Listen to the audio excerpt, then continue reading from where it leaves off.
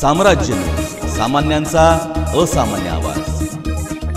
भाजपाचे राम सातपुते आणि रणजितसिंह निंबाळकर यांनी दाखल केला उमेदवारी अर्ज।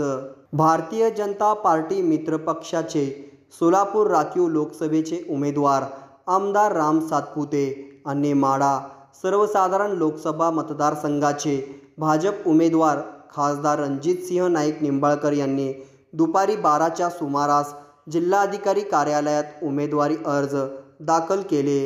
राम सातपुते यांच्या सोबत आमदार सुभाष देशमुख, माजी आमदार राजन पाटील, शिवसेना शिंदे गटाचे जिल्हा संपर्क प्रमुख तसेच भाजपचे युवा नेते विकास वाघमारे या 5 जणांनी निवडणूक निर्णय अधिकारी कुमार आशीर्वाद यांच्याकडे उमेदवारी अर्ज दाखल केला।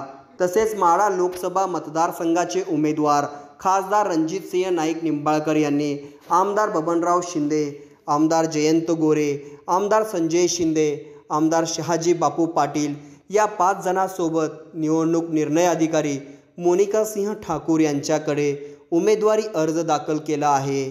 तसेच आमदार राम सातपुते यांच्या पत्नी संस्कृती सातपुते यांनीही पूरक म्हणून आपला उमेदवारी अर्ज जिल्हाधिकारी कुमार आशीर्वाद यांच्याकडे दाखल केला आहे।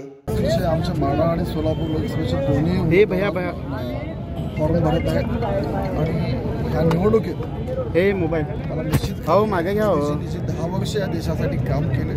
विशेषतः सोलापूर लोकसभेसाठी आणि माढा लोकसभेसाठी जे मोठ्या प्रमाणात निधी ह्या 10 वर्षात मागच्या 65 वर्षात जे मिळालं नाही ते 10 वर्षात जे मिळालं या सगळ्याची नोंद घ्या। भारतीय जनता पार्टीचे दादा विरोधक टीका करत आहेत, जबरदस्त टीका करत आहेत। मागील 10 वर्षात ह्या खासदारांनी काही काम केलं नाही। विरोधक जर डोळे उघडून बघितले ना त्यांना कळेल, ज्याला बघायचं नाही त्याला कसं दिसणार आहे। माजी महापौर यांना मत यायला विनंती आहे। किती लाभार्थी या ठिकाणी मिरवणूक पुढे घेऊन जायचं आहे।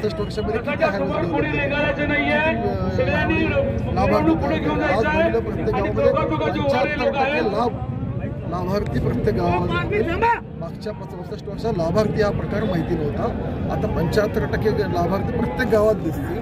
थोडा हायवेचं नेटवर्क बघला, विमानतळाचं कार्य बघायला लावला, आता अंतिम टप्प्यात आहे।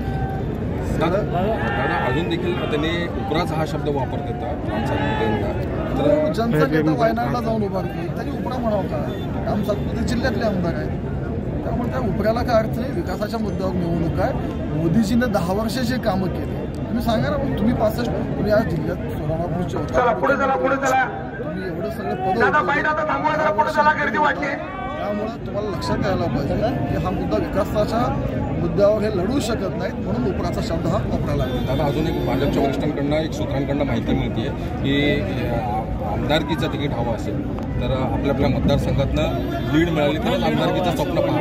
तर अक्कलकोट विधानसभा मतदारसंघात कृपया रथावरती यावं, त्यांनी आमदार विजयकुमार देशमुख यांनी वर यावं, त्याचबरोबर सुभाष देशमुख यांनी वर यावं। अक्कलकोटची तर अक्कलकोटमधनं कसं लीड मिळेल? लिंगायत समाज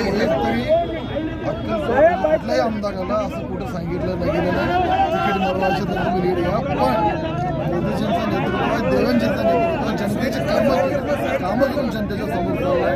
मागच्या निवडणुकीत 2 निवडणुकीत जे मताधिक्य मिळालं त्याचाही पेक्षा मोठा मताधिक्य घ्यावं